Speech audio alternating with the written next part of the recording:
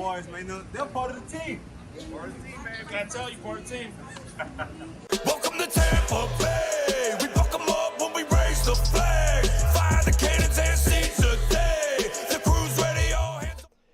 Beautiful people, welcome back to another edition of the Loose Cannons Podcast. I'm your host, Sammer, hanging out with my boy Stank. No Latte tonight because we haven't quite seen him since his birthday began. So, Latte, if you're watching, if you're listening, if you're out there, please send us correspondence somehow, whether it's pigeon, an email, a text message, a phone call, anything. Let us know that you're okay. You're just still out there snorting coke off of fucking strippers' asses and having a fucking grand old time because it's your birthday, boy. Just let us know. Right out of assholes. That's his thing. Right out of the hole. Let us know. All right, so the Buccaneers played the Cincinnati Bengals yesterday. Raymond James, it was glorious. The Buccaneers played the Cincinnati Bengals. It was glorious. A glorious, glorious game was had. It was the Buccaneers were running play action. The Buccaneers were motioning receivers and tight ends and running backs, and the running game was gaining yardage. We weren't running on first down. Somebody had swapped out Byron's play sheet with BA's. Clearly, the team had gotten an ass whooping of verbal abuse all week by BA himself. I mean, was obvious, was it not? We were scoring points, still missing field goals. We were scoring points, though, touchdowns. We were kicking this team's ass. The Bengals, who were supposed to be a fucking Super Bowl contender, getting mopped by the Bucs. The Bucs were back. 17-3, we're dicks out, tits out, slapping ass, having a grand old time going into halftime. We come out, we get the ball on the first possession, so we're going to finally double dip for the first time this season, Stank. We were going to double dip. First down, we ran the ball. There was no play action. There was no motion. And then second down, there was no motion. And then third down, we didn't get a first down. And then it was 4th and 1. And then, you know what? Todd Bowles said, no, I'm not going to allow this to happen. I'm still going to be aggressive. I'm going to fucking go for 4th down, baby. We got the look. Everybody ready? Break. Huddles, breaks. Everyone's ready to go. Everybody's ready. Except, the guy who hasn't played in forever, Gio Bernard. And, oh, no, Gio. Gio decided he forgot that the ball was going to be snapped at his fucking skull, didn't catch the ball, and everything fucking unraveled after that. Everything went to shit. And the second half of the game turned into the Donovan Smith holding of the first half of the game. Completely fell apart. What a shit show. People think that I have little dick energy. They think I have PTSD. Latte called me all excited at the halftime. I'm like, stop it, bro. Just stop. I shit all over him. He's like, damn, dude. I'm like, what are you doing? What? Don't come at me with any kind of enthusiasm and excitement, because we all know what's about to happen. I wasn't allowing it. And my little dick sensors, they were right on. All right. Exactly what I feared would happen did happen. You saw my tweets. I'm like, just keep scoring, keep being aggressive, keep getting 7, fuck field goals. And I think that's what the intent was. Because Bowles came out, he got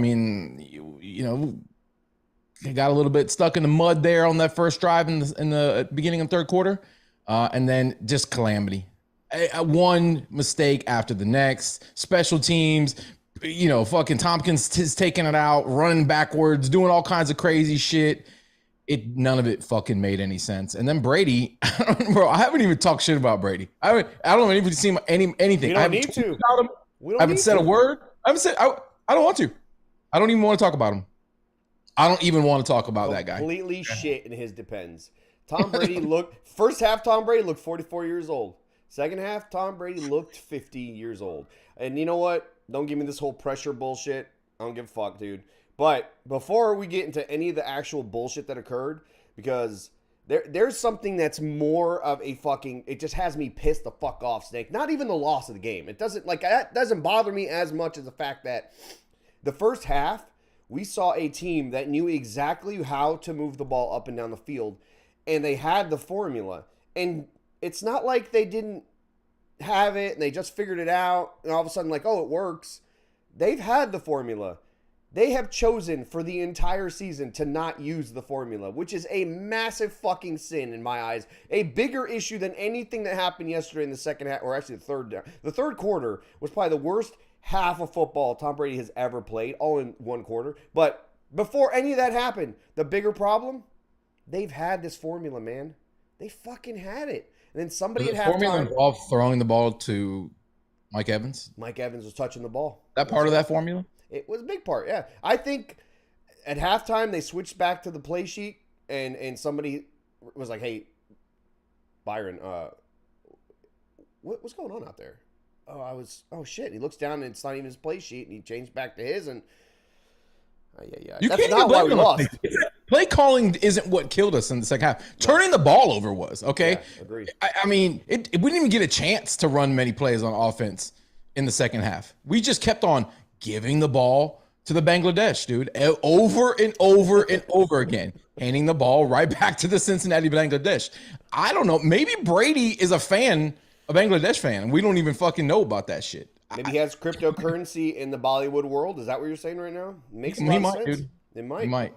Dude, listen, I honestly think the punt Awesome call. I don't give a fuck. Great call. We I did said something. We didn't call a fake punt with BA last year. We called a fourth down when we were in our own territory at like the 27-yard line. I think it was against the Giants. I can't remember exactly, but we went for it. I fucking loved the call. You could tell that they knew they needed one more score to really fucking nail that team down. And so they got the look they wanted, and then Gio didn't fucking execute. That's not on the coaches. Then after that, it went to fucking hell. I don't know that it was Gio's fault, bro, because based on that interview, which was a complete fucking train wreck. No, dude. You can tell just based on how condescending his answers were that he was falling on the sword for somebody else. It's almost like everybody knew the play or the snap count except for Gio. But that guy, that position that Gio's in, the up back, whatever you call that position, that's traditionally the guy who controls when the ball is actually snapped to the punter, is it not? Could have been snapped early. It may not have been his fault. He was still over there making his checks. He wasn't even looking in the direction of the snap. So I get that. He wasn't ready. But that means that they saw something that said, we got to snap it before the Bangladesh realize what's actually going on, and then they make a change and we lose our chance. So he's got to be on his fucking P's and Q's, man. From what I saw, he just wasn't ready for the snap. I think he did know the He definitely wasn't ready for the snap. I think he all I know is that our special teams is atrocious. I mean, we've been excusing them throughout the fucking the Arians era, and now the Todd Bowles era. We missed a kick earlier, right? Then that shit. Then Tompkins is fucking can't figure out when not to take the ball out of the end zone. Not every kick or punt return is going to be 7. Right. Instead of getting the ball at the 25, we're starting at our own fucking 7. But it's just a fucking comedy of errors. Yeah, but it always has been. What? That fake punt turned into a 26-yard sack for the Bucs. Did it not? The defense came out and stood up again on its fucking head when the offense basically shit in its face again, and they still held them. And then the refs also agreed that they did hold them and turned that 26-yard fucking sack on Joey Burrow into a fucking 5-yard holding penalty and an automatic first down, which I tweeted a little bit before we went on the air here.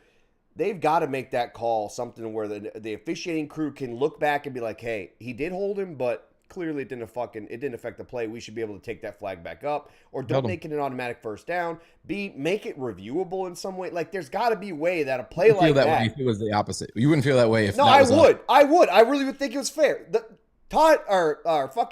Burrow had his back to the fucking receiver when he was held. There was no way that ball was going to him. He was trying to evade a sack. Like, that was a stupid call. But beside that, we gave up 7 points on that drive. That's fine. But we still fucked ourselves for 4 straight possessions after that. 4 straight. We are the most mentally fragile fucking team in the NFL. Just the sign of any kind of fucking mistake. It's just compiles and compiles and compiles. And we just shrink back down to this bitch ass fucking team that we've been all season long. Like, it started, I don't know, when Devin White said we're bored out there, and then Mike Evans, drops the ball in Carolina and said that they never recovered from that one play. It's just been the theme of the year. Somebody in that locker room, whether it's the GOAT or Bowles or Mike or Levante or I don't give a fuck who it is, like, has to get our balls back into the fucking game here, because we play scared. And then once we make a mistake, we're scared to make more mistakes. And that just compiles when we make more and more fucking mistakes. Yeah, but it's bad. After that fake punt, the Bucs completely changed what they were doing. It's not like that first drive they didn't call play action. They went completely away from everything that worked in the first half, which again is Todd Bowles being Tony Dungy. I don't mean this in a good way. Tony Dungy had a defense that was unreal, and it was in a totally different era. You get 17 points for that team, they were probably going to win as long as Trent Dilfer didn't Trent Dilfer. Well, guess what? Trent Dilfer showed up yesterday, and this defense couldn't fucking save the day with Trent Dilfer doing Trent Dilfer type shit out there wearing number 12. And so he just completely changed what they were doing. And people want to fucking rag on Byron. Byron is doing exactly what Todd wants him to do. Todd looked like clearly said, hey, we're in the lead 17-3. That's more than enough. Oh, 17-10? No big deal. Run the ball on first down. Run the ball on second down. Play fucking conservative. Don't run play action. Don't use motion to create mismatches, and don't use play action to hold linebackers and create those gaps and spacing for the wide receivers. And don't throw the ball to Mike, by the way. Let's do all of those things that work. Let's just throw them out the fucking window in the second half. But with all that being said, Stank, If one of those turnovers, just one turnover had been turned into a punt, I think the Bucs defense gets things back on track, and the team somehow grabs momentum again or just holds on and stops the bleeding. But we just could not fucking punt. I was begging for a punt. I think it was more than that. Every single bounce that could go the Bengals' way went their way. Joe Burrow gets sacked, and somehow fucking magically the ball ends up in his he fumbles. It lands. It should have been a fucking touchdown, right? Our corners are fucking nut hairs away from several interceptions and can't come down with the ball. They made the plays. We didn't make the plays. They had opportunities and fucking scoop the ball off the turf for interceptions. We didn't make those fucking plays. And I don't know, man. We still had a chance too, man. When we punted that ball, we punted the ball like 9 minutes or 10 minutes. Like, did anybody really feel like we were going to come back and win that game? No, nobody did. You have to go for that fourth down, man. I don't care what the fuck. Like, you have to go for that fourth down. You have to figure out a way to make that a 1-score game before giving it back to them and hoping they don't make it a fucking 3-score game. They don't make it an impossibility at that point. And we just didn't see the ball. They ran like a 7 or 8 minute fucking drive on and didn't really do shit until the very last play when they actually attacked us and touchdown. So did the Bangladesh look, scared or frazzled that they were down 17-3 at the half? They didn't, man. They just looked like. But we were dominating it. They just looked like they knew. But they were. They were just waiting to get momentum, and as soon as they did. The Bucs allowed that, though. The Bucs allowed that to happen. I agree. We can't fight back, bro. We get punched in the fucking mouth, and we don't know how to fight back.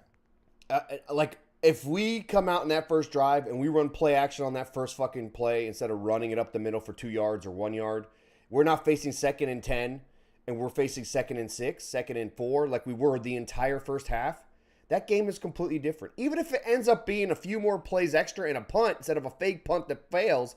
You never know, man, because they did not drive that ball down the field the entire game until that last drive that they scored on. Before that, they weren't doing shit against the Bucs defense. We had them. We were playing aggressive. We gave them the momentum. That's all they took. Carlton played his ass off against one of the best young wide receivers in the league. Held him to nothing. Put him in a fucking jar the entire game. But once they figured out how to match him up with Delaney and SMB, they were toasting him, obviously, but they didn't have to do much. They were from the 29-yard in 5 straight possessions, dude. Fuck. Any team's going to beat you at that point. It's not on the defense. Doesn't matter. Well, the defense, even with those quick changes, had, fought really hard to keep them out of the end zone. And, eventually they fucking wore down. You knew that it was just a matter of time before the defense started to break. Winfield went out in the second half.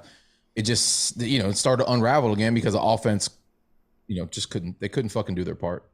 That's been the theme of the season. The defense is playing well enough to win us games. The offense can't get out of their own fucking way. And special teams has been a liability all fucking year, and it continues to be a liability.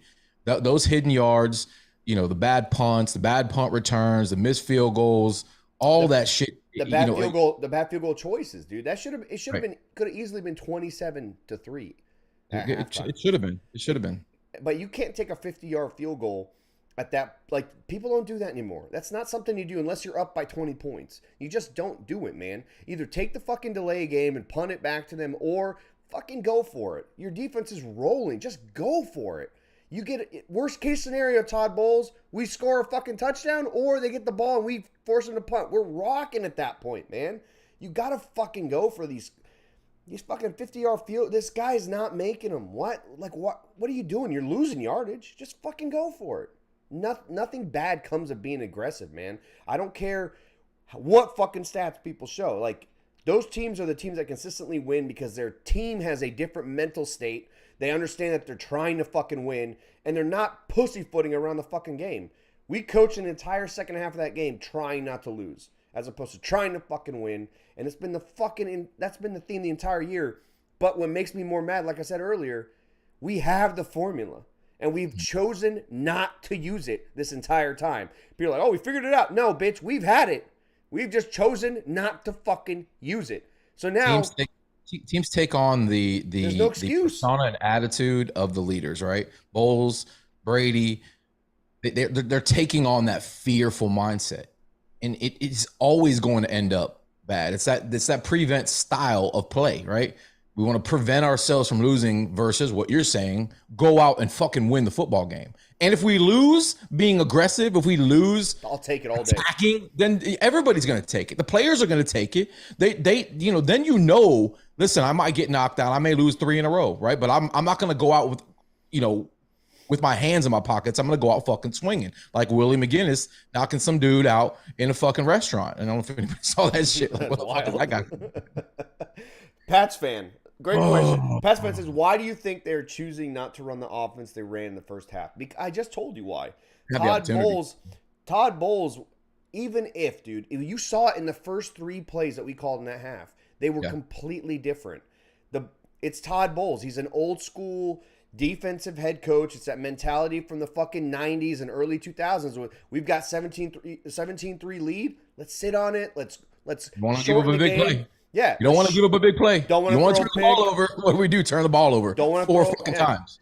At some point you just got to be like, this is not going to fucking work, and it doesn't work. There's no team in the league that's run with this mentality from the Tony Dungy era that actually wins games. It does not happen. It does not happen. So the answer to you, Pats fan, is that Todd Bowles was happy with a 17-3 lead. He thought we should just shorten the game, bleed the clock, get on out with a 17-10 victory. That's what his mindset was, and it trickles down to the team. The team doesn't like it. You can tell by their fucking body language.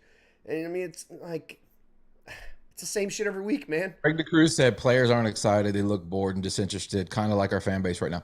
Yeah, it's one of the worst in-game, in-stadium experiences in the NFL. Our fan base, I'm sorry, I've said it, I'm going to say it again. Our fan base sucks. Yeah. They fucking suck. There is no home field advantage at Ray J. There really never has been outside of a handful of fucking games. It's a terrible experience. We get fucking overrun and overtaken by the opposing team's fans week after fucking week in games that absolutely matter, right? Our playoffs started weeks ago, and we can't even show up and represent in our own fucking stadium. It's embarrassing. I get why nobody wants to fucking go. I really do. And once Brady's gone, that stadium's gonna be fucking half empty again because half the fans that are in there right now are only there to see 12. That pisses me off. You got to build a winner, man. We've built a winner. They should be coming. We should be packing the fucking stadium. They're not. They have not. This is not a winner. I don't know what you're talking about. Dude. I don't know. Maybe for a perennial winner, maybe. No, I mean, people know they're going to go and get the Todd Bowles show. They're going to get the fucking, the conservative. People want to see fireworks. They want to have fun, dude. You're not going to fucking, watch the prelim fights in high school wrestling. You're going to fucking see the actual main event. And that, the Bucs don't give us a main event. And they did in the first half. The first time all year that this team looked fucking competent on offense, and it looked easy. It looked smooth. It was no coincidence that Mike Evans' hands were all over the fucking ball and that good things were happening. Play action was creating a bunch of space in the middle of the field behind the linebackers who were having to pause for an extra second. Everything was fucking going exactly how it should week in and week out for this offense. And the Bucs decided, hey, we had enough of this fun now. Todd Bowles reminds me. We want to be all inclusive, right? We want to get break the ball. We want to when guys clearly have momentum out there, we don't capitalize on that momentum, right? That's also part of coaching, right? Bringing in different packages at times, taking the ball out of the hands of guys who are hot, who are making plays, not going for the fucking jugular. Obviously, is going to put us. And this is one of those games where there's no fucking reason for it, bro. There's just no reason for it. We really had everything we wanted going into that second half, and I don't know, man. We just can't get out of our own fucking way. Do you think it's going to be any better this week in Arizona against a third-string quarterback who's going to look like fucking the next Brock Purdy? I want to say that they're going to look at the first half and be like, all right, this is just what we've got to do and stick to it. Hope so. But like I said, they've known this already. This isn't news to them. Somehow we switched. This isn't new to them. They know what they are and how to make it work.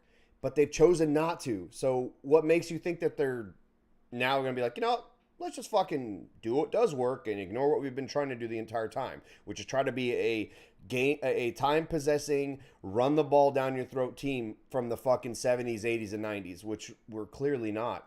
Dude, yesterday the running game actually looked good because we were using the passing game to set it up.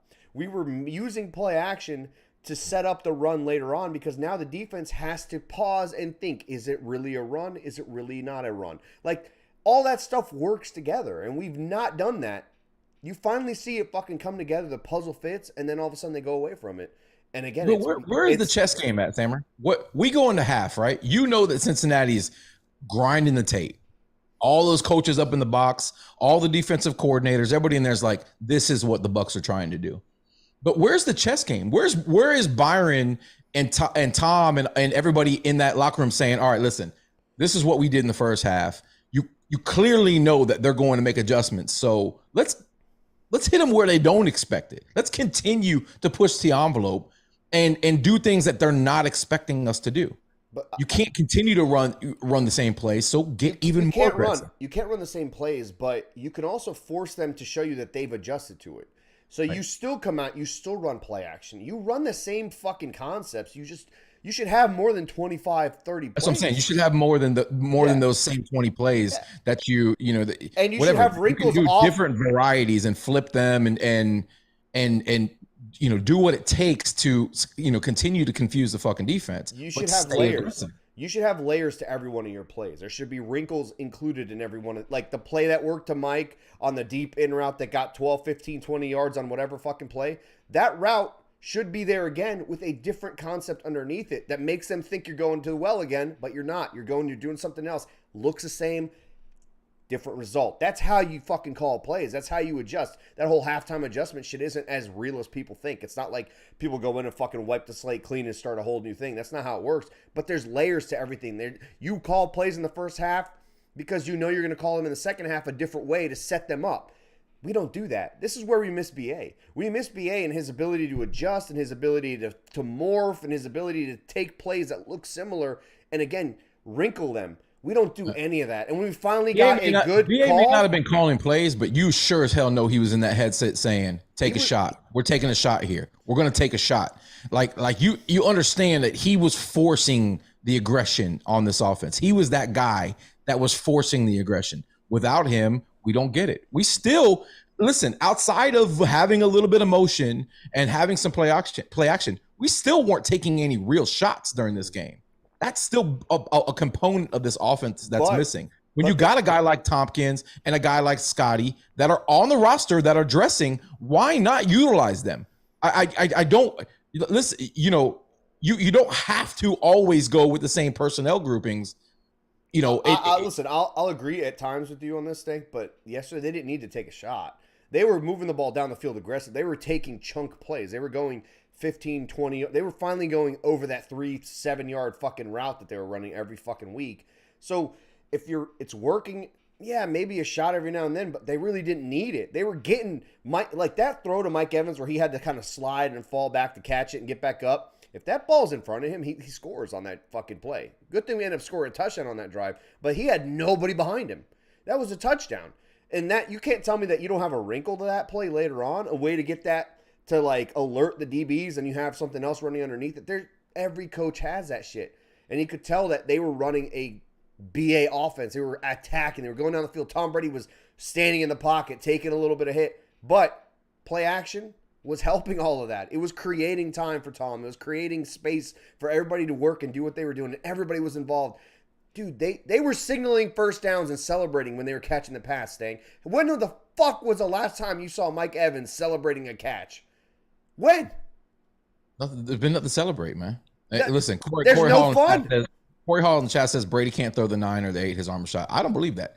I believe it's a timing issue. And they know they're not going to attack, so they don't practice it a whole lot. And because they don't practice it a whole lot, the timing is off in the game when they should be practicing it a hell of a lot. It's just a timing thing. Like he can't get on the same page with deep balls, but because they just don't have the repetition of running it enough. Clearly, he threw with velocity yesterday. Like as much as we want to. Oh, he was dealing in the first half. He was playing well, but again, play action was helping him. It was creating space to throw the ball. These guys aren't the fastest guys, so you got to figure out ways to create separation. And play action created separation yesterday. It created almost an entire yard and a half more separation with play action versus no play action. There's some fucking stat tweet nerd account that does this shit, and it's crazy. When they run play action, they almost gain an extra yard and a half of separation with their wide receivers. Mike Evans included. He's not a burner. The guy was open a lot, and they got him the ball in the first half. The team was fucking rolling, dude.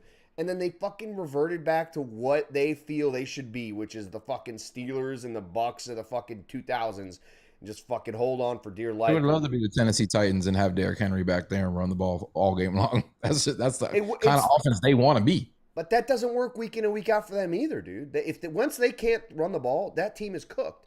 The Bucs, I mean, even if we had Emmitt Smith, dude, we would eventually be figured out and we wouldn't be able to move the ball. It's that mentality that takes away the fact. You gotta know your personnel. You know we don't have an overly physical line, and we're dealing with backups at pretty much every position. So why not utilize the strengths of this team, which is our wide receiving core, which is Tom Brady, and like you alluded to earlier, pass to open up the run. But turning over the ball, it doesn't matter anyways, right? I don't even know how many plays we ran on offense in the second half. Didn't matter. It just turned into a fucking shit show. It was 3 plays, turnover, 3 plays, turnover, 2 plays, turnover. It was literally 5 straight possessions where the Bengals Bangladesh had to do literally nothing, but they were already in field goal range. Like they just had to make sure they didn't fuck up. And eventually, short field, a team that's loaded with fucking young weapons and speed and Joey Burrow. I mean, you're gonna fucking score. This is just not. It's not the 2000s with defenses have every advantage. It's the opposite now.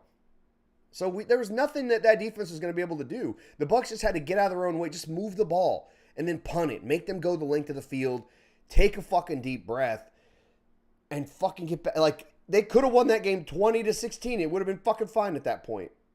With them fucking going conservative and going back to Todd Bowles' ways, but they couldn't get out of their fucking way. And, dude, I know you don't want to talk about it. Tom Brady he shit his depends for 4 straight possessions. I don't give a fuck what you say. Oh, he was pressured. Bitch, you hold on to that ball when you get sacked. It's quarterback's job to get sacked at times, and it's his job to never lose the ball. Threw 2 picks. That second one who hit his arm, you can't blame him 100%, but you know what? I will blame him on not just taking a sack. I mean, you can't do it, man. You can't look like Trent Dilfer and expect to fucking win. You just can't. Yeah, you don't expect a guy like him to play desperate. And that's the feeling. Desperate's not good, by the way. No. You can play aggressive, but desperate isn't good. And that's the kind of fucking vibe we're getting from that guy. Desperation. It shouldn't have to come to that. We had a lead. We had momentum. Yeah, the fucking, the fake punt didn't go our way. And then shit started to go bad, but desperation just led to more and more and more mistakes. And the guy is the GOAT. He is the GOAT, unquestionably the GOAT. I guess he's not immune to human instinct. And for some reason, when quarterbacks put on our logo, whether it be the Bucco Bruce logo or the pirate, the skull, which still doesn't have a name, which doesn't make any fucking sense. How does our skull not have a name? Anybody? Can anybody tell me how our skull doesn't have a name? Whatever he or she, him or her. I thought his name was Bo Jackson. The skull's name is Bo Jackson? Yeah, because there was a play that we never got. He died before he was ever a Buck. So he's immortalized as a skull. Makes a lot of sense. I thought that's what everyone knew that. I kind of like that, actually. Whatever that fucking skull's name is, all right? Whatever the skull's name is. Whenever a quarterback puts on those logos, they just revert into the ghost of former Buccaneer quarterbacks. I don't fucking know. I don't know. Somebody call in who knows right now. Somebody call in the show right now with answers. I see Corey in the chat. Bitch, why aren't you calling? Where the fuck are you at? I know preschool ends at like 3 o'clock. Call the phone. I don't think that's at Corey. That's a different Corey? Yeah. No, that's Corey. No. We have Smitty on the line. Smitty, you're on with the Loose Cannons, man. What's up? What's good? What's happening, fellas? What's up, Smitty? Hey, man, just getting back from camping, man. Thanks for the blessing, man. My brothers and everybody say thanks for the blessing, man. It was wonderful. I thought I died and went to heaven when I walked through the doors, man. Hey, man, I'm glad that you had a good time. I'm glad that you got to experience a good half of football. I'm really glad for that. Man, I felt like I was in my living room watching it from my house. The seats were so comfortable, man.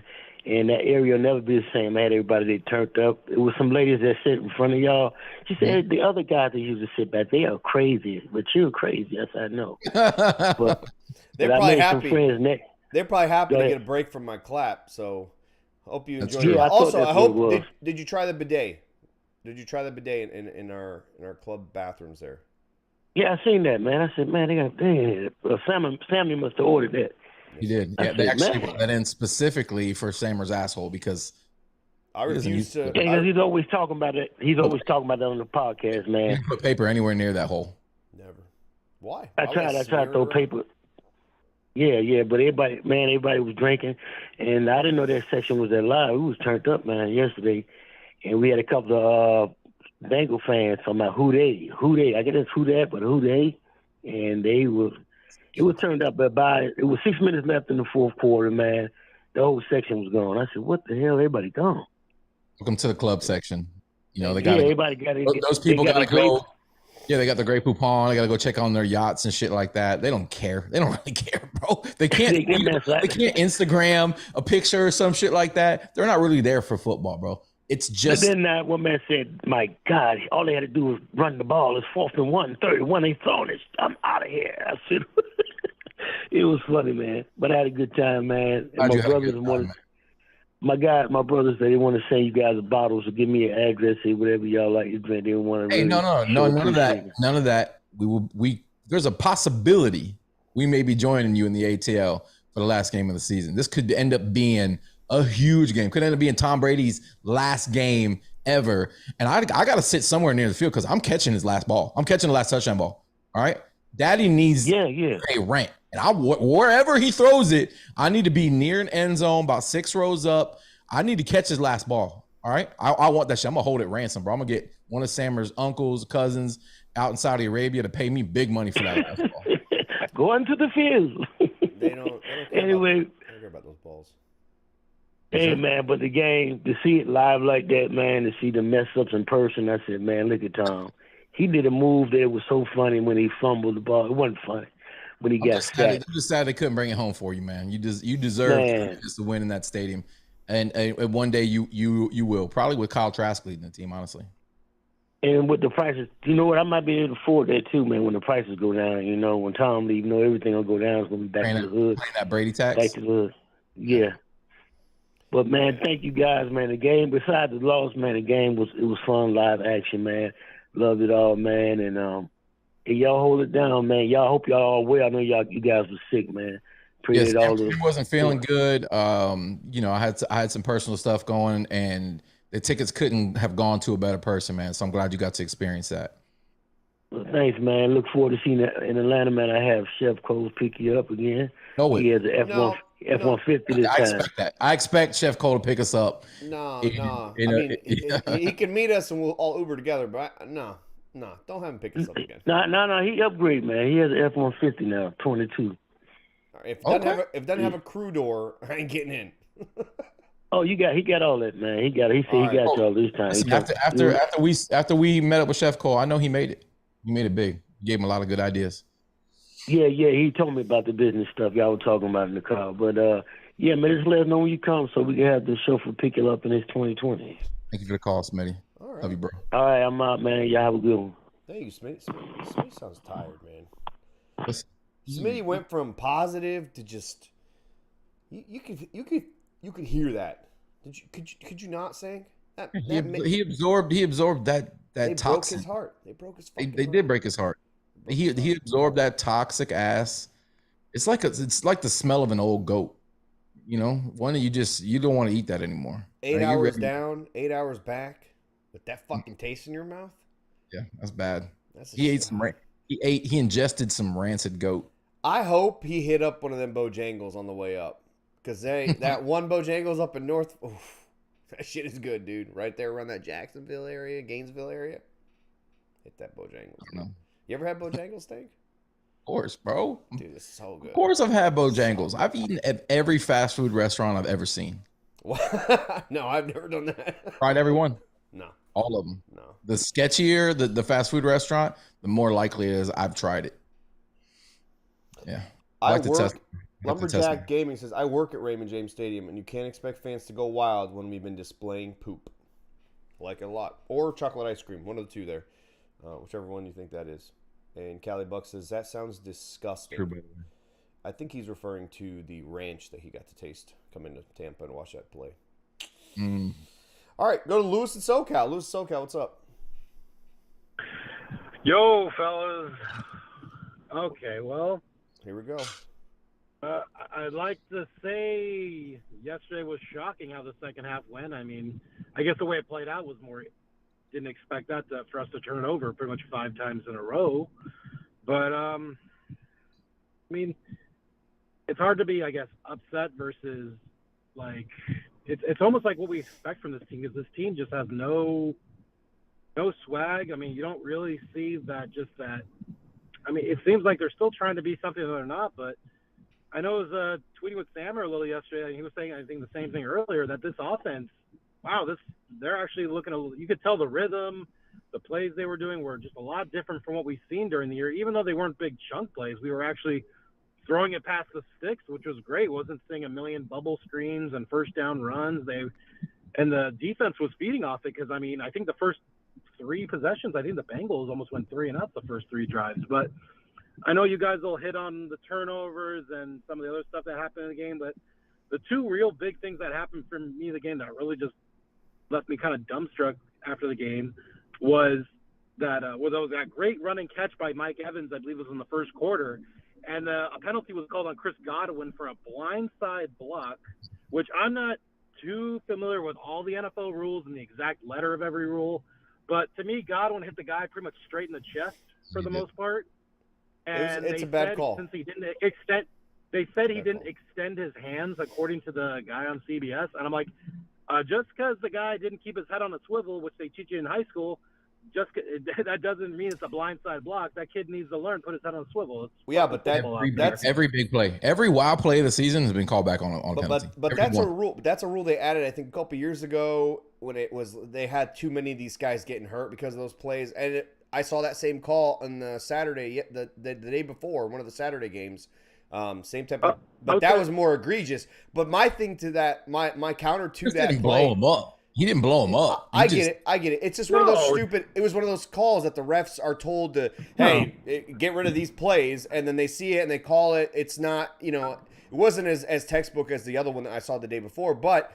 What I don't understand is they call that, but then they don't call something very, very similar to a defensive end who's screaming in to sack the quarterback, and an offensive lineman comes in out of nowhere and blindsides the fuck out of JTS or Nelson yesterday. I can't remember which one it was, but they don't call that play the same thing, which is like, all right, so that player is allowed safety, but this one is not. And it sounds a lot like what's his name was saying after the Bucs played the Dallas Cowboys when Lenny had Leonard Fournette. Yeah, but that play obviously he's looking. They're looking at each other. It's a little bit different, but that blindside shit should apply to everybody. But that call against Godwin, bad fucking call. We overcame it. We still scored a touchdown, but again, I don't know really what else to say about that. But that is a play. That's something that they put into contention and a point of contention for the refs to look at. Just unfortunate, man. I don't know. I mean, not the worst call we had yesterday, by the way. The other one that stuck out with me was that great play by the defense on that 4th and 3 where they get the 30-yard sack, and they call that fucking holding on Levante. I mean, it could have gone either way, but that play goes on almost on every single down, and they decide to call that. And then on the very next play or the play after that, Tryon gets completely pulled down when he's about to blow up Joe Burrow, and then Burrow gets an easy touchdown in the right corner. I mean, that right tackle pulled Tryon down right in front of the referee. I mean, he would have, who knows, he could have gotten a fumble, a ball tipped up in the air, get an interception. It was just things like that. Like in that second half, it just started not to go our way.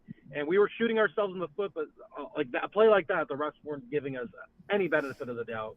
But as far as this team goes the rest of the way, I'm going to be a Bucs fan. This is probably the most frustrating season as a Bucs fan, just based off of the talent that we have on this team, and that we're being held back by bad coaching. I was gonna say this is probably the most frustrating year I've seen probably since the 2003 season. Was probably just as frustrating, but I'm still gonna be a fan. I'm not like these fake Brady fans that are here just for the ride.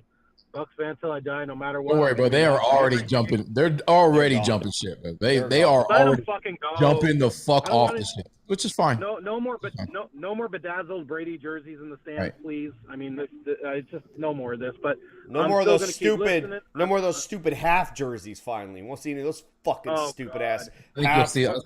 You will still see those until you're dead, even after Brady's gone. It was fucking awful, but when I saw, we got Arizona this Sunday, but then I see what's their third or fourth quarterback's going to be in there, and it's not just maybe it's a little Bucs PTSD, but we always seem to make a third string quarterback turn into the new Kurt Warner. Now it's the new Brock Purdy. Now he's the new coming of everything. Now he's going to be the next Tom Brady apparently. But it's nice calling in and talking to you boys. Hopefully, all I really want from this season, because I don't know if we're going to make the Super Bowl, but I want to get to that first round and fucking beat Dallas in the first round at home.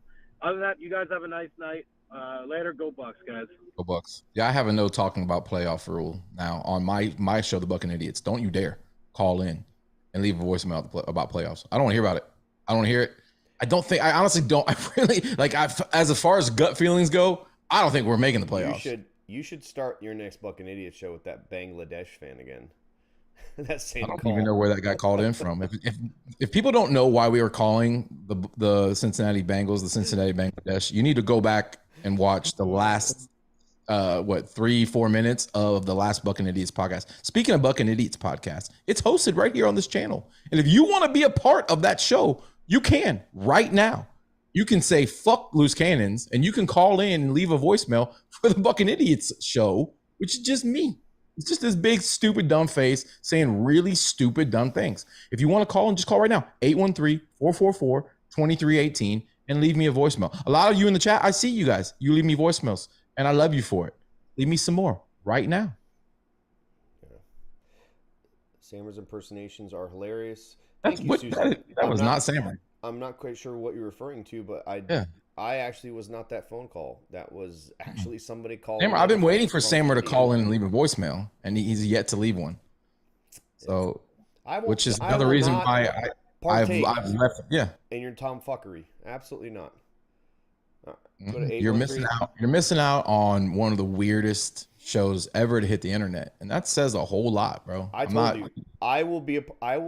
will listen/watch and I'll send you a voicemail once you have that stank puppet that Twitter got to see in those videos. It's gonna happen. Once you get, I'm gonna have my own puppet on that show one of these days. Yeah, I'm gonna have a wooden stink puppet one of these days. If anybody in the chat right now knows a puppeteer or wants to carve me a stank puppet with my Twitter avatar with the mullet, if anybody wants to gift that to me, I will pay for it. I will pay for the creation of stank puppet. Needs to happen. I feel like Cali Bucs is a puppet maker for some reason. I feel like he sits at home in a fucking dark room and just whittles away like fucking Geppetto. You know what's crazy, man? We talked how great Tompkins was last week, and then this week he comes out and like the Bangladesh, it seemed like they were purposely kicking the ball right in that sweet spot where you got to choose if you're gonna run it or not, just to kind of be like, hey, youngster. That's coaching, Sammer. I get it. They should have been in that kid's head saying, don't return the ball. Or let it bounce. Like, a lot of times the return guy is looking up and he has to be told not to bring the ball out. So sometimes it's not his fault. Whoever's responsibility is, and it's likely several guys out there to tell him not to take the ball out, aren't doing their jobs either, which goes back to this being the worst special teams coach. It's one of those things, though. So like I've seen it multiple times against us over the last 3-4 years. The opposing team will purposely kick it in a way where you have to either return it because they're trying to get rid of that 25-yard bullshit, just hoping that you get to the 20 instead, or they try to make you make that decision. And if you're young and you're fucking antsy and you're trying to score every time you touch the ball, you're just playing right into their hands, getting the ball up to 10, to 7, and you go backwards on top of that. I mean, come on, dude. You can't do that shit. But so many times, we don't even let the ball bounce. Just let it bounce once. It's in the end zone. Catch it. Put your fucking knee down. Or don't even touch it. You don't even have to touch it now. The rules are different. Like, touchback. Great. That's it. You don't got to do more than that, dude. But, you know what's crazy? We have not, like, I miss being able to just kick the ball out of the fucking back of the end zone when we kick off. What's going on with us? We are just giving the ball to these teams at like that 30-yard line almost every fucking week now, it seems. We don't even make it to the goal line when we kick the ball. And I don't think that's by design, honestly. It just seems like they just... Who's kicking it off? Fucking what's his name? Camarda? Like, why can't that dude kick further? What the fuck's going on? I don't know. I was told he had a fucking huge cock, bro. Maybe... You saw it. I mean, I saw it, but where's it at? And why can't that guy kick the ball out of the back of the end zone on kickoffs? I don't get it. Other teams are getting nice returns on us, which points to our special teams coverage units being terrible. We just can't seem to do the same. So I don't know, bro. I don't know how that guy keeps his job. It's just been bad since he's been here, by the way. Since the Matt Gay debacle, Matt Gay should still be our kicker right now. But that guy obviously couldn't cultivate and curate Matt Gay into the beast he is right now. And we'd probably have 3 Super Bowl rings right now if Matt Gay was still here. Probably wouldn't be missing 50 and 55-yard field goals, I'll tell you that much. He may not make 35-yarders, but you know what? If you're taking 35-yard field goals, you're probably losing games anyway. You should be nailing 50 and 55s and 56, 7, You shouldn't be attempting them is what you're saying. Yeah, You shouldn't even be thinking about, in the middle of the game, attempting a 50-something yard kick, right? I get it towards the end of the game when you need that extra 3 in the 2-minute drill because you have to give it away. You should not be attempting a 35-yard field goal is my point because you're right there. You miss that field goal. You should just like go for every 4th down from here on out, Todd Bowles. That's all we should do from here on out. Hey, listen, Al Johnson, you shut the fuck up. All right? We don't bring on Colt McCoy and the Cardinals because you already know Colt McCoy. He's not playing. They're going to talk about how he was the best quarterback. He's not playing. He's not playing, Stank. We're facing the next living legend. You didn't hear a 3rd-string quarterback, baby. Oh, we're fucked. We are so fucked. You didn't see my tweet last night? We're facing another living legend. I don't even know his name. I have some advice for everybody watching right now, okay? And I want everybody to clip this and tweet this out and show it to all their family and grandparents because this is real. This is real. You want to have a nice Christmas? Do you want to have a Merry Christmas? Bet $10,000 on the Cardinals because listen, one way or the other, you're a winner. Right? The Bucs get their dicks kicked in on Christmas Day, right? With fucking Santa and they're turducken if Christmas style. I don't know what the fuck they do on Christmas games, but if we win, you're happy. If we lose, you're rich. So just that's my advice. Are you going to be happy losing $10,000 and the Bucs winning immediately? Maybe not 10. All right, maybe not 10. Because ultimately they're going to lose in the playoffs, aren't they? So you kind of bet something. Bet $150. You could pay for all your fucking Christmas gifts. Bet $500. Bet $500. The Bucs lose, and you win either way.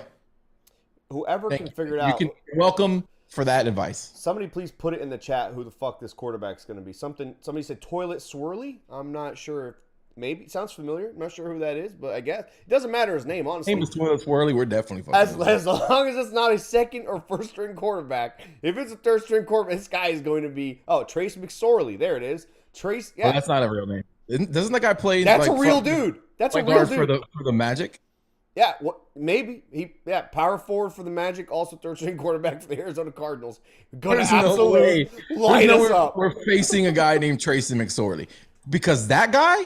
He's going to get look. Tom Brady's signing a jersey for him at the end of the game. Right, it's definitely happening. And that guy's going to drop like 500 fucking yards on us. Is what I'm saying. Somebody put the list of shit quarterbacks we've lost to this season. In the chat room, right? Pat's fan says he's not even in Madden. Oh, book it. He's going to absolutely demolish us. He's not even in Madden.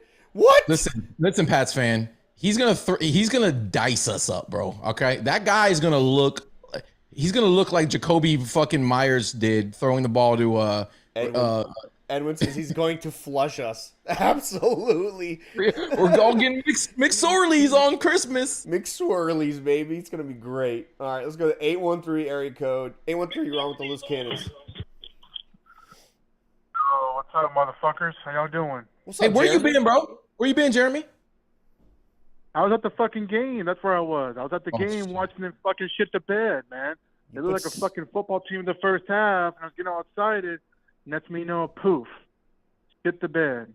I'm so fucking over the coaching staff. I really am. I know the players going to shit the bed yesterday, but I'm over it, dude. I'm so over it. It's weird. Like, I'm not even putting this one completely on the coaches, right? Like the coaches obviously always have a hand in winning and losing. The players just, I don't know what the fuck it was, bro. I don't know what that was. Yeah, I know.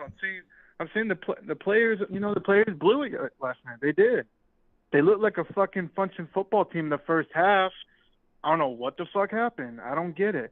Carlton Davis lights out, shutting down Jamar Chase most of the game, and all of a sudden, boom. We just fucking fell out. He shut him out the entire game. He had 3 catches for 30-something yards, was shadowing him like he was right on right. Dude, he was killing him. And the only time he actually did anything is when they figured out ways to move him around and get guys like SMB, guys like Delaney, who's just he's just a bunch of shoulder pads and he's just a uniform running around there. It doesn't really do anything. He had 1 pass breakup yesterday, which I was fucking shocked by.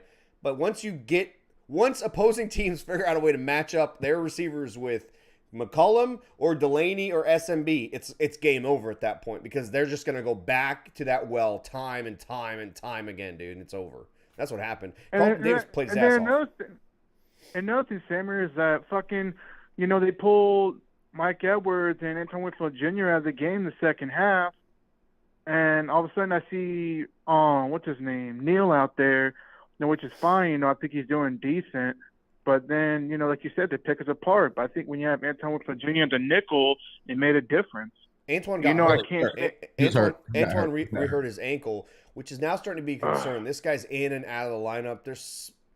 Might be time to just let him get. Yeah, I don't think it's injury prone. I just don't think he's not having enough time to get healthy, and he's kind of making himself go out there and play because they all know he needs to be out there. He knows they need him out there. But I mean, I don't know. I don't think the defense played that bad. Even with what I just said about Delaney, I really don't think they played that. They were in a shitty position the entire fucking second half of that game. Well, if they could have just had a chance to take a breathe. The Bengals had the ball at our fucking 30-yard line like 7 times in the fucking third and fourth quarter, just because we kept on giving them the fucking ball right there. Well, exactly. I mean, listen, I'm all for the fake punt. That was fucking nice, but we're up by 2 fucking scores. I mean, that's not when you fucking do it. I don't mind.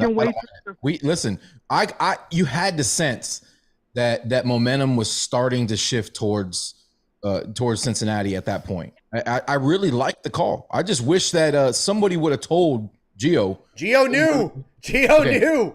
Okay, maybe he knew, but I wish somebody would have communicated properly the snap because that I don't think they were ready for. But Gio should know that when you finally get the look, you can't just wait for Gio to be ready. Because the defense at that point might be like, oh shit, we're not covering this edge. Like they would have time to adjust. And my thing is to all these people that are like, I don't agree with dude, fake punts don't work when people expect fake punts. They don't work when you're on the positive side of the field. They work when you have a lead and it's not expected and it's on your side of the 50. Like that's when it works. It doesn't work when it's expected. It only works when it's unexpected. So I loved the fucking call. Would I have gone for it on 4th down with my offense instead? Yeah, probably. And I don't care where it was on the field. I would have gone for it at that point because you needed that score. It would have been 24-3. It would have been a totally different game.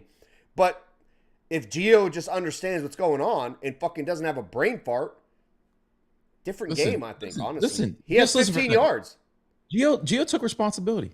Right, Gio? It's all me. All me. That's something I did wrong, and that's all. So you was all on me. Yep, number 25 out there. That was me. I was the one that did it. But were you aware it was just a fake? Yeah, I messed up. I understand that, but we're just asking if you knew it was. I messed up. We just didn't know if it was a communication breakdown. I messed up. Thank you. Yep. Thank you. Thank you, Gio. Oh, thank you. There you go. See? There you go.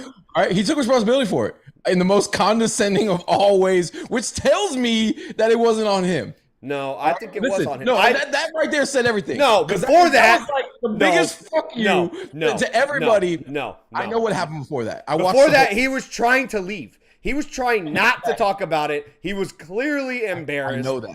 I know that. He was embarrassed. It was definitely on me. him. That's a guy falling on the sword for somebody else. No way, dude. That's a guy who's, one, upset that he doesn't get playing time. because he doesn't see the field. Healthy or not, he is now special teams guy, all right? And so he's unhappy. He looks to me like a guy collecting a fucking paycheck, and he was trying to get the fuck out of the locker room without answering for his man. No, I don't give a fuck, dude. He's clearly unhappy because he's trying to evade the locker room without answering questions. Sorry, that's how it looks to me.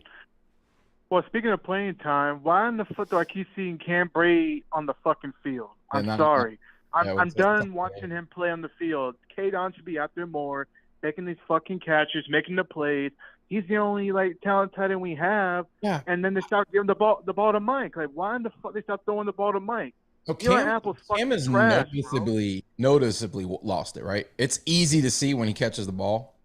He doesn't have it anymore. It doesn't have, his legs aren't there. But he's never been a Gronk type. He's never been. No, I know that, but he's been a good enough weapon for us for a long fucking time. When he was effective, he was used differently. He was used differently. He wasn't used the way. He's never going to stretch the. He's never done that. He's never worked the seam. He's never done any of those things that Tom likes his tight ends to do. But my thinking is that he's only out there more because Tom trusts him to run the routes more. I don't know why else they would have him playing over Cade. It doesn't make any sense, but it goes back to the same thing with Lenny and fucking Rashad. How does Lenny get 43 snaps and what's his name gets fucking 20-something, dude? How the fuck does that happen? How? Check. He's getting paid. You know, when you're paying a running back top dollar, they want to fucking put him out there to run the ball. I mean, this coaching staff's a fucking joke. They don't want to fucking use Tom Brady's best friend on the team, too. So he is Tom's guy, too. Tom does want him out there. Well, I will admit, I mean, Leonard Fournette did save his life a couple times on some fucking blocks. No, listen, Lenny ran the ball well. Outside of that fumble, I really don't have a problem giving Leonard the ball. The fumble, I don't know whose fault it was, but it was fucked up. No, I'm not putting the blame on Lenny, run the ball. I'm saying is, I'm talking about, K. Dodden not being out there. Yeah, I agree. Leonard did run the ball well, and that fumble wasn't Leonard's fault. That was Tom. Tom fucking lost the ball trying to hand it to him. Yeah, Tom squeezed that ball. It was overinflated, clearly. Squeezed it, popped right out of his fucking hand before it even got to Lenny's gut. Might be onto something. I mean, maybe the balls here are just too inflated. Are a little bit too inflated. I mean, why else would you, as a quarterback in the NFL who's held balls forever, and Stank, you know your way around balls. You've held balls as well. If they're too large, they'll squeeze right out like a fucking wet orange, right? They just can't always hold on to a very well or overly inflated Maybe ball. That's what BA's responsibility was. Not just leading the team, being the fucking heartbeat of the team, coming out with the biggest dick energy on the team, sipping, smoking cigars in the airplane, on the bus. Maybe his other responsibility, was that dude in the, hey, make sure you know that PSI. Make sure the PSI is right. It's a little before every game. Is that? I think you might be onto something, Sam. But I mean, no, go back and watch it. Honestly, he's squeezing the ball on his way to hand it off, and it just squirts right out of his hand. Like it just one thing's for sure, overly inflated ball. It had to be. Every Bucs fan right now has some seriously deflated balls. Everybody in the chat room right now, no balls at all. Everybody's balls have gone back up inside of them, and they're hiding. This has been painful. This has been painful. Every single time we lose, it's painful. Painful because I have hope. They gave me hope. It was 17-3. I didn't want to hope. I was expecting another thrashing. Instead, they gave me hope, and I'm like, oh, maybe we're gonna. This is the game right here. We're gonna put our fucking stamp on it, on the season. We're gonna get the momentum. We're gonna win 4 straight. We're gonna. This is the game, right? Nah, fuck you. Dude, that ain't the game. Honestly, man, if they could have turned one of those 4 turnover drives, just one. I don't even care that much about the fucked up punt, the fake punt. It happens. The defense turned around, got a 26-yard sack that was negated by a bullshit holding call that should not have turned that into a first down. That ended up being a touchdown. They ignored the JTS holding when he clearly screamed off the line, got held. Easy touchdown pass for Burrow. But you know what? That only made it 10-17. Like, that's fine. I don't even care. But the other 4 drives in a row, if they could have turned just one of those, sack and then punt the ball. Just punt the ball. Take a deep breath. Everything resets, and everything can fucking just kind of, whew. Something just dawned on me. We just needed one punt. We needed Camarda's punting more than I've ever needed. Like, it was unbelievable, dude, that I was actually needing them to punt the ball. I was like, just get the ball out of there. Just get the ball out of there. Just get the ball out of there. and they just could. Yeah, we were getting the ball out of there in every other way but punting. Just giving the ball right back to the other team. Listen, Tom clearly is rattled, right? He's all over the place spiritually, emotionally. He's lost the zen that he's known for, and I'm pretty sure that's what his ex-wife was like a Zen master, yoga teacher, right? Maybe that's it. Maybe he needs to fucking. I don't know what I've seen the pictures of these bimbos that he's trying to reel in. Maybe he just needs another yogi. I don't know, man. I think he's trying everything, honestly. I think he's just banging left and right at this point, just trying to get that, just trying to find that mojo. He's 46 fucking years old. Yeah. He's banging left and right now. I mean, somebody's getting it. Somebody's getting it. The Bucs aren't getting it. Maybe but he's giving it to somebody. Maybe that's why his handoff hand was just not used to having it. It's not being used as often. He's not single dude anymore. You know, his left hand's down. That's a good point. Think about Listen, that. He was in a really bad marriage. The handoff hand was strong. Yeah. You know, if anybody's been in a bad marriage before, you know that handoff hand. Strong. That shit is strong as hell. Gripping. And you know Tom Brady's got girth down there, so his hand's used to holding overly inflated, balls and meat and all that. He can handle that shit. Now he's getting like the muscles responsible for the thrusting, which do have mechanical properties, right? Correct. Like the hips are like the most important part of a quarterback's body, and right now he's overly using his hips. That could be the issue here. Yeah, and then his hand is just not able to hold on to that ball. You're not going to get this on any other podcast, by the way. When else is he handing the ball off? It's right. And I honestly think that's what it's come down to. Tom, you got to start using the handoff hand just once or twice a week, bro. Once or twice in the shower, maybe. I mean, I don't know, Stank, where you prefer to use your handoff. He just needs to go abstinent. All right, I went abstinent, and it got us a Super Bowl. Tom, stop fucking these whores. Go abstinent and get us another ring. All right. I'm sick of it. This is a PSA. You're being selfish right now. Think about me, okay? Think about me for a second, Tom. You want a PSA? You want to go solo screen? Give a PSA to Tom. You know what? I don't need to. I don't need to. You sure? I don't need to. Let's go to 269 area code. What's up? You're on with the Loose Cannons. Good evening, peeps. How you guys doing tonight? Tom in Michigan. Tom in Michigan. Make us laugh, man. Do something. You got a real football team up there in Michigan right now. Yeah, we do. Yeah. In fact, rumors are going around that old Irsay's trying to get Harbaugh to come to the Colts, but we'll see how that plays out. He's connected. But I have to make this short. I kind of got a cold, so I'm going to try my best to do this. Guys, I'm a half full type of guy, and wasn't that special how Tom Brady was giving tribute to Matt Ryan yesterday? And then Matt Ryan said, "Hold my bear." Guys, I hate the Saints like a girl using her teeth. But Detroit, what the fuck? For 20 years, I could claim the scoreboard. But I hate to say this. They're building something special up here. I'd love Dan Campbell to be our coach. Can you see Devin White chewing some kneecaps out there? And before I leave, Merry Christmas to you, Stank. Merry Christmas to Poppy Latte. Merry Christmas to Samurai Ali and his harem. And Merry Christmas to everyone in the chat tonight. You guys have an awesome holiday season. Take care. Bye. Wow. That was like the most chill, nice, just like he didn't roast anybody at all. That was a wholesome phone call. It was really wholesome. Tom in a Christmas spirit. I don't know if I like it. Wholesome Tom. I don't know if I like it. Wholesome Tom in Michigan. I'm gonna give you 1 week to remain wholesome. Then after this week of wholesomeness, I expect you to come back strong. That's why we're losing. Our fan base has gotten soft. Did you wholesome. hear that? Wasn't Tom in Michigan. Who the fuck was that? Okay, that's why we're losing. Okay, damn it, all of you guys, everybody watching right now, fuck you. It's time to tighten up and get angry. You soft motherfuckers. You know what, man? I'm starting to get. Maybe I need to dig deeper. Maybe I need to do more too, Stank. Maybe I need to come on to. You've been soft on people too. You've been soft Sammer lately. You want me to? Maybe I should join you for the next Buccaneers podcast. What? Maybe I need to go on the wild side a little bit more. What?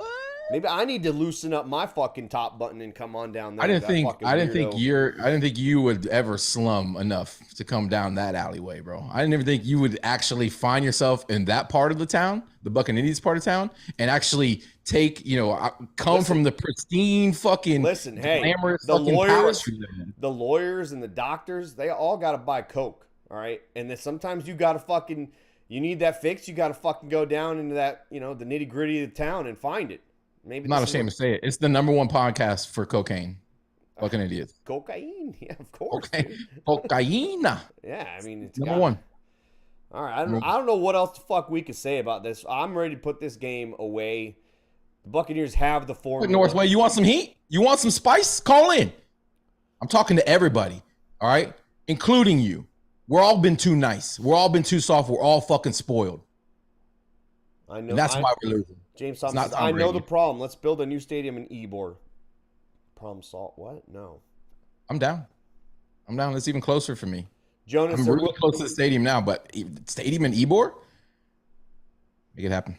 Pelagic Peter. Booger sugar, devil's lettuce, whatever it takes. All right. I guess we're doing cocaine this week, Stank. Lines of cocaine and Christmas Day podcast. Watching Tracy McSorley. Cocaine Christmas, baby. Let's do it. Cocaine Christmas. Cocaine Christmas Cardinals. Let's fucking do it. Let's fucking go.